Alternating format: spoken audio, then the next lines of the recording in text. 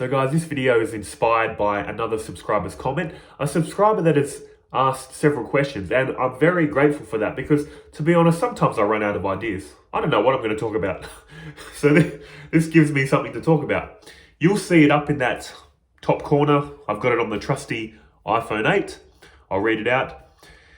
Thank you, Simon. Why do others try to surrender, but bad things still manifest despite trusting? Do you have a video about free will? I must watch it.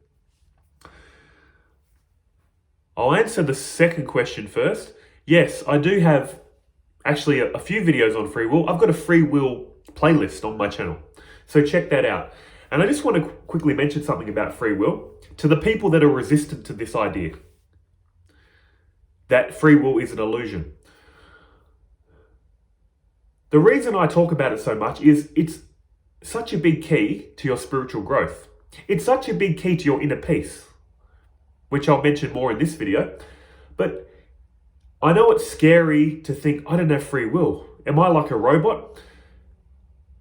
Here's what it's going to do to you. Once you realize it's an illusion, the illusion still continues. You might feel like you've got free will now. You're freely making decisions and choices, performing actions.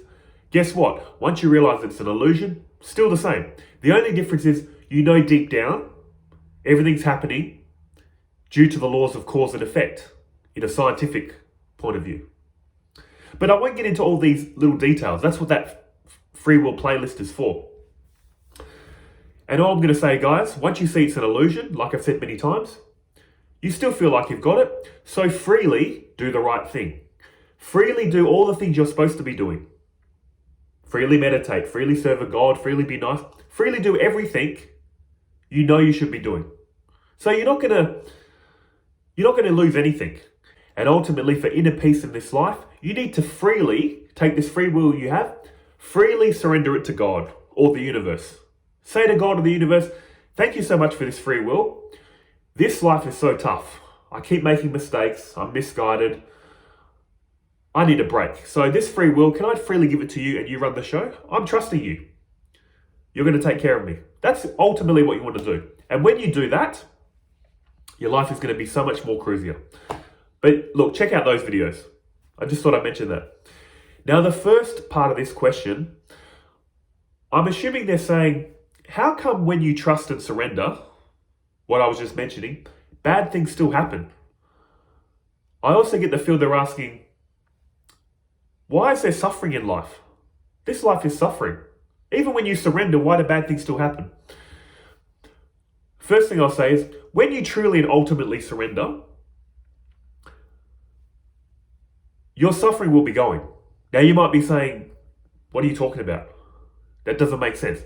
You need to remember something. Suffering is in the mind, pain is in the body.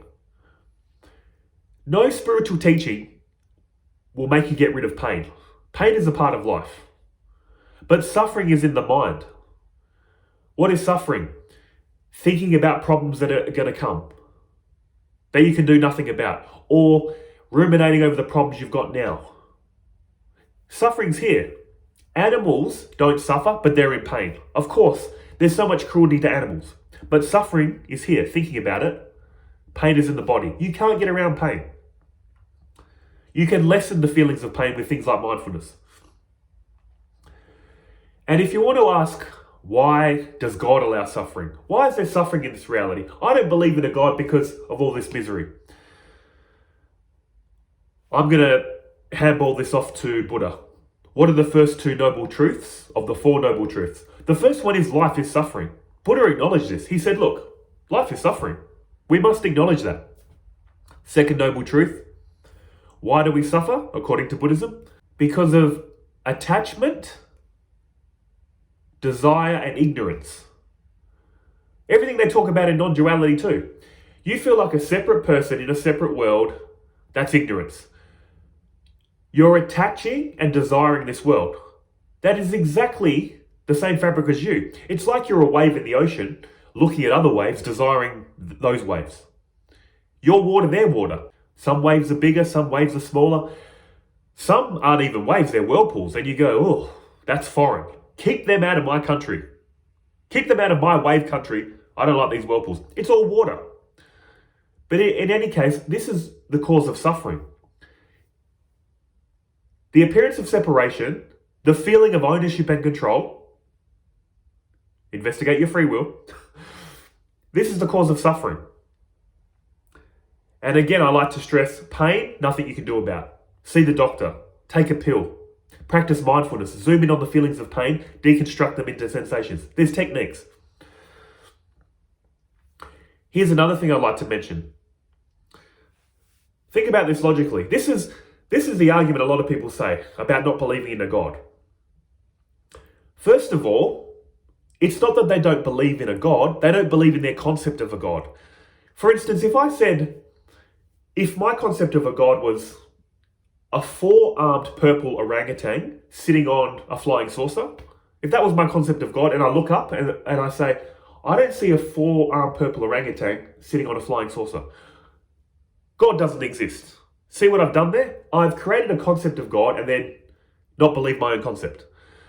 So a lot of people that say they don't believe in a God, it's because, and it's not even their fault. Many people come from a Western mindset. God is some old man with a beard in the sky. Of course not. Where? But from the Eastern mindset, in non-duality, they say, I think it was Swami Dayananda, he said, God isn't something to be believed in. God is a reality to be known. What does that mean? You're not meant to believe in a God. You're meant to experience the presence of God. And what is God according to non-duality? Consciousness. Consciousness is all powerful, all knowing, all intelligent, all the omnis. Omnipresent, omnipotent, omniscient, all those omnis. That's what consciousness is. Reality is happening in time and space. Reality is happening in 4 dimensions. 3 dimensions of space, 1 dimension of time. Consciousness is the 5th dimension. Consciousness is that which apparently emanates this reality. Someone asked me that question the other day. Why do you say apparently emanates? Because there is only consciousness here. Appearing like this. It's like in a dream. Your one undivided mind apparently emanates a dream world, creates a dream world, but it is only always been, is, or will ever be your mind. Your mind just appears like a dream character in a dream world. That's why I say consciousness apparently emanates 3 dimensions of space, 1 dimension of time. We need to use language to talk, don't we? There appears to be me making a video and you watching it. So we have to talk like this, unfortunately. Even though ultimately reality is non-dual. Not 2. 1 without a second. But in any case, what consciousness is in non-duality is God. God is consciousness. Consciousness is all-powerful, all-knowing, infinite and eternal, in the sense of time and space come out of it. Pure intelligence. So once you know that, and I love this quote, I mentioned it so many times, from the Bhagavad Gita. Krishna is God incarnate in this story. Krishna says, however my devotees approach me, I approach them in the same way. Everyone's following my path knowingly or unknowingly. This reality is a mirror to your thoughts about it. Think you're an atheist? That's what you're going to experience. Think you're a Christian? That's what you're going to experience. It's the power of thought. Reality is a great thought from the universal mind. You can call it God. You can call it the universe. That's what they're saying in non-duality, what God is. You're meant to feel the presence of God. You're meant to intuit this. It's so beautiful. Once you really get into these teachings, you won't be going back. God is a reality to be experienced, not believed in. So I just thought I'd clear that up. People go, why does God allow suffering? What's all this? I don't believe in an all-loving God. That's another thing I should mention. God is all-loving. Consciousness is all-loving. Consciousness is unconditional love. What is unconditional love? Unconditional acceptance. It accepts and allows all. All the things we deem as good is allowed. All the things we deem as evil is allowed. Total acceptance. All loving. Loving, accepting everything our mind judges as good and bad. And ultimately, this might sound shocking, good and evil are concepts. What we find as evil, a small minority find as good. The people committing evil acts feel like it's good for them. I'm sorry, but that's the case. If 99 people think it's evil and one person thinks it's good, in their reality, they think it's good. 99 realities think it's bad, one reality thinks it's good. And in their reality, it's good. So what's the problem for them? Nothing. And reality isn't a voting system. Here's a quote from Rupert Spira, which I love. There isn't one world with 8 billion conscious entities, all of us, if you ignore the animals. There is the one consciousness experiencing 8 billion worlds. I'm in my own world. Only I can experience my world. So can you. That's what I'm saying. In my world, that could be classed as evil. In that person that I class as evil's world, that's perceived as good. And I'm evil, or whatever, you know? So who has the ultimate view of reality? No one. We're all living in our own world, as Rupert Spira said. So I thought I'd just throw all that out there for something for you to think about. And here's the next thing I want to say. Life is suffering. Okay, fair enough. I'm convinced of it too. It's true, there is suffering. Now here's the thing, what are you going to do about it? What do a lot of people do that don't believe in spirituality or God? They say life is suffering. And they leave it at that. And also they're miserable. They say life is suffering, life is misery, I'm miserable. I'm going to have hate in my heart, I'm going to have resentment because life is suffering, so I'm going to spread more hate, because why be loving? It's all hateful and misery anyway. There's so much of this online. I watch a little bit of negative content. There's some channels I watch just out of interest because they're very popular and they spread so much negativity and hate. And the only reason I watch them is I'm thinking, I hope one day they're going to have a turnaround where they start realizing this is a grieving process. This is the dark night of the soul, whatever. And I hope they come out of it with a positive attitude. But one thing I do fear is once you trap yourself in an identity online as I'm the negative one and people resonate with that, how are you going to get out of that now? Because they identify you as the negative one. So if ever you have this realization of inner peace or happiness, or look at the world differently, you've branded yourself as the negative one. So all your audience isn't going to like that. That's my personal opinion. Negativity is the junk food of the internet. So easy, but it can turn on you. That's just my opinion. Being positive and happy is hard, not ultimately popular, but it's the way, guys. Long term. But getting back to the main point, just say you say life is suffering. What are you going to do about it? There's two options. The world is miserable and you're going to stay miserable because the world's miserable. Or you can say to yourself, the world is suffering, the world is misery, but I'm blessed. I'm in a position where I have a chance to think about this stuff. My situation in life, if you're watching this, I feel if you're watching this content, you're so blessed. You are so blessed to, I'm sure you're facing challenges, but you've got the mindset of, I want to change. What can I do to change? You're so blessed. When you stop blaming the world and look at yourself, that is such a blessing. So again, you can look at the world and go, they're suffering. Why should I change? I might as well spread misery and hate because it's all suffering anyway. Or you can say the world is suffering. Fair enough. Don't even get interested on why they're suffering. Don't even get interested in why does God allow suffering. All you need to do is end your own suffering. End your own suffering, become a calm, happy, stable person. Then when you're a calm, happy, stable person through working on yourself, through spirituality or God, then look at this world again. There will still be suffering, but now you'll be in a position to help them correctly. Now you have compassion. The problem with, just say you have empathy. Empathy is good, but sometimes empathy, if you're too empathetic, people are suffering and then you're suffering and crying and nothing's getting done. They're sad and miserable. You're crying because they're sad and miserable, but you can't help. Compassion is, I understand the suffering of the world and I want to help. You're useful when you're compassionate. Sometimes when you're empathetic, you're going to fall on the floor in a mess crying along with the person. So you're not really helping them. I'm not saying don't be empathetic. I'm just saying compassion is the way. Feeling for others and taking action. So if there's nothing you can do about this suffering, there's one thing you can do. End the suffering of this one person.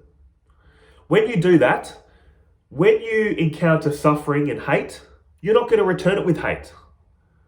You're going to help others in this world to the best of your ability. Because what's the opposite? Like I said, there's suffering and misery, and you're suffering and miserable. When someone's angry at you, spreading hate towards you, what do you want to do? Screw this guy. I'm going to spread hate back to them.